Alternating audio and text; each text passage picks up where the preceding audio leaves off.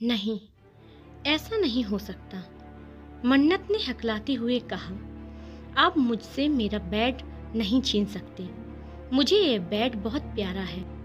मैं आपको इस पर सोने नहीं दूंगी। अगर सोना ही है तो जाइए, सोफे पर सो जाइए। उसने दोनों हाथ पैर फैलाकर बेड पर लेटते हुए कहा, आप मेरे बेड के बाद मेरे अपॉइंटमेंट पर भी कब्जा कर लेंगे, फिर मेरे पास क्या बचेगा? नहीं, मैं ऐसा नहीं होने दूंगी। प्रिंस उसकी इस बचकानी हरकत को चुपचाप घूरने लगा।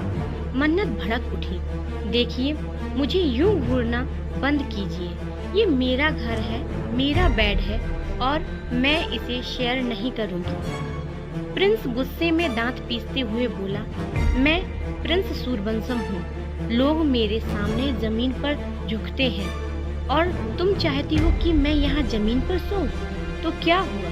मन्नत ने पलटकर जवाब दिया, ये मेरा घर है, यहाँ की रानी मैं हूँ और यहाँ हर चीज मेरे रूल से चलेगी। अगर रहना है तो सोफे पर जाओ। प्रिंस उसे घूरकर घूम गया। तभी उसका फोन बजा। उसने फोन देखा और स्क्रीन पर नाम देखकर उसका चेहरा एकदम बदल गया। वो गंभीर हो गया। मेरे कपड़े कहाँ हैं? उसने अचानक पूछा। कपड़े? मन्नत थोड़ा चौंकी। अभी तो वो सूख नहीं रहे होंगे, बारिश भी हो रही है। मैंने बालकनी में डाले हैं। प्रिंस कुछ बोले बिना सीधा बालकनी की ओर बढ़ गया। मन्नत उसे जाते देख परेशान हो उठी। मन में कई सवाल उठने लगे। उसे कैसे पता चला कि मैं दिल्ली में हूँ? उसे मेरे कैफे और अपॉइंटमेंट का भी कैसे पता चला? कहीं वो मेरी जासूसी तो नहीं कर रहा था? लेकिन ऐसा कैसे? मैंने तो सब रिश्ते नाते तोड़ दिए थे मुंबई से। मन्नत अभी कुछ खुद से बातें ही कर रही थी कि उसकी नज़र प्रिंस पर पड़ी। वो सूट पहन चुका था और सीधे बाहर निकल रहा था। प्रिंस, अभी भी बारिश हो रही है, आप कहाँ जा रहे हैं? मन्नत ने आवाज लगाई, लेकिन प्रिंस कुछ नहीं बोला, बस गेट की तरफ बढ़ गया। आप बिना जवाब दिए जा रहे हैं? मन्नत ने गुस्से में फिर कहा। प्रिंस दरवाजे पर रुक गया। पीछे देखे बिना शांत आवाज में बोला, मैं जा रहा हूँ। अब तुम अकेले आराम से सो सकती हो, मैं तुम्हें डिस्टर्ब नहीं करूँगा। मन्नत कुछ पूछ पाती इससे पहले कि प्रिंस चला गया था। वो वहीं दरवाजे पर खड़ी रह गई। खुद से बड़बड़ाई, आखिर ऐसा क्या कॉल था जिससे वो इतना बदल गया? फिर खुद को समझाते हुए बोली, मैं इतना क्यों सोच रही हूँ? अच्छा हुआ जो वो चला गया, वरना परेशानी तो मुझे ही होती। ये मेरा घर है, मैं इसे कैसे किसी के साथ शेयर कर लेती? खासकर प्रिंस के साथ तो बिल्कुल भी नहीं। वो बेड पर लेटी और कुछ ही देर में नींद में चली गई। अगले दिन का सुबह, एक बड़ा बंगला। सुबह के वक्त एक शानदार बंगले के लिविंग रूम में प्रिंस अकेला बैठा था। उसका चेहरा बिल्कुल भावहीन था। तभी एक आवाज आई, तो तुम्हें तुम्हारी मंजिल दिल्ली में मिल गई है। प्रिंस चुप रहा। मोहित कमरे में आया और उसके पास बैठते हुए बोला, क्या बात है यार, लग नहीं रहा है कि सब ठीक है। तुम्हारे एक्सप्रेशन बता रहे हैं कि तुम्हारे दिमाग में कुछ तो चल रहा है। प्रिंस ने धीरे से कहा, मैं उस लड़की का चेहरा भी नहीं देखना चाहता। मोहित हैरान हुआ, क्या?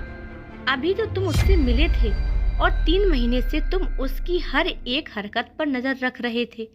वो एक पल भी तुम्हारी नजर से दूर नहीं जाती थी और अब अचानक कह रहे हो कि तुम उसे देखना भी नहीं चाहते। तो फिर 3 महीने तक उसकी जासूसी क्यों की? उसे छोड़ देते उसके हाल पर। प्रिंस ने गुस्से में मुट्ठियां भींचते हुए कहा, मैं उससे नफरत करता हूँ, फिर भी वह हर वक्त मेरे दिल और दिमाग पर छाई रहती है।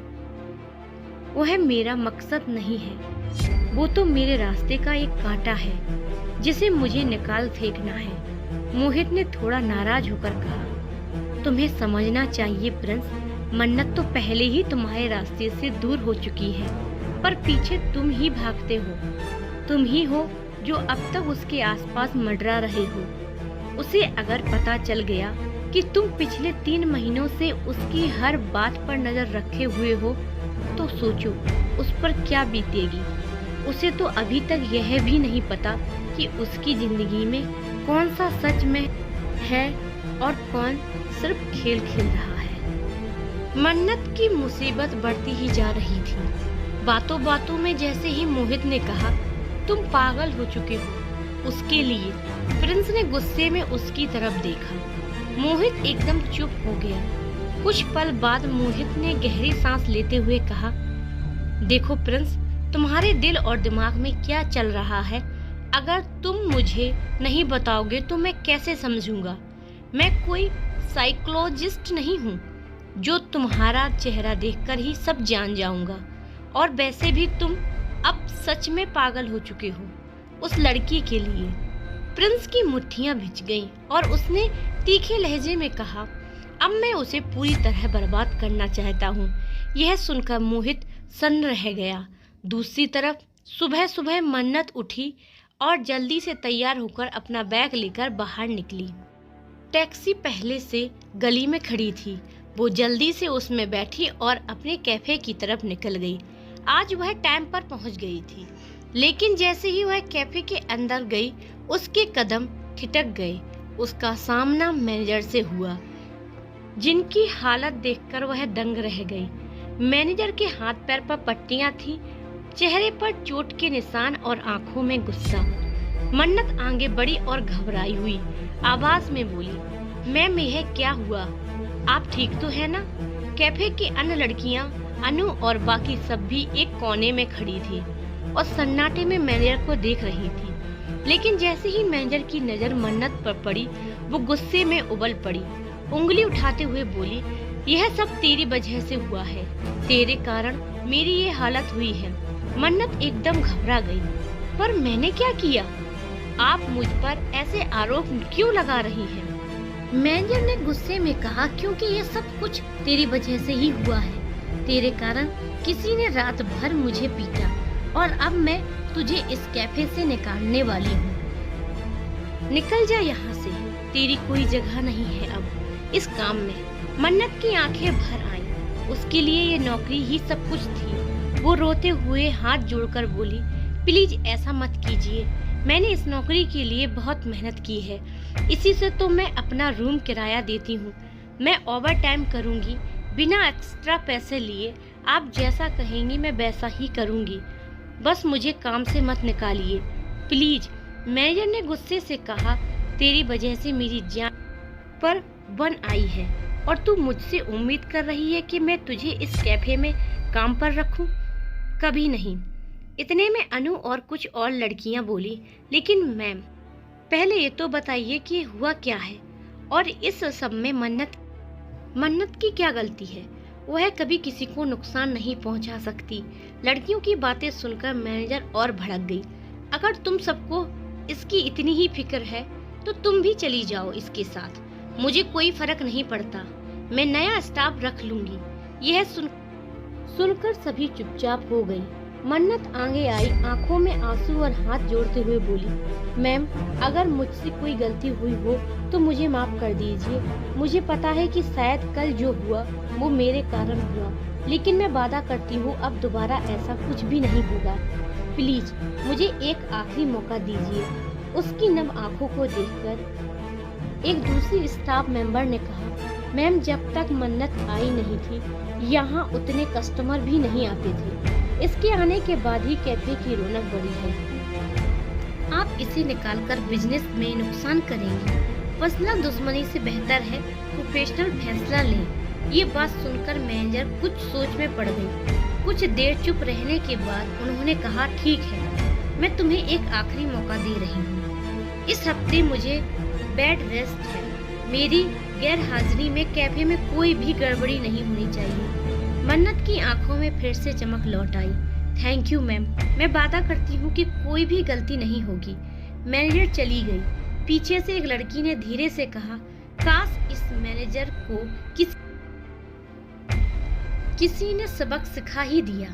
जिसने भी मारा अच्छा किया, मैं भी चाहती थी इसे सबक सिखाना, पर गुंडों को देने के लिए पैसे नहीं थे। मन्नत ने उसे शांत करते हुए कहा, अब जो कुछ भी हुआ उसे भूल जाओ, चलो अपना काम करते हैं। शाम का समय शाम को अनु रेस्ट रूम में आई और हड़बड़ी के साथ बोली, मन्नत, वो इंसान फिर से वापस आ गया है। यह सुनकर मन्नत का दिल धड़क उठा।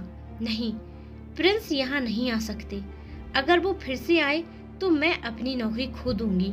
कहते ही वह अनु की बात पूरी सुने बिना बाहर निकल गई। वह सीधे कैफे के प्राइवेट एरिया में पहुंची और सामने देखकर चौंक गई। आदि, वह हैरानी से बोली। आदि मुस्कुराया। क्यों? क्या मुझे छोड़कर और कोई आया है यहाँ क्या? मन्नत का चेहरा एक पल के लिए डर से सख्त हो गया।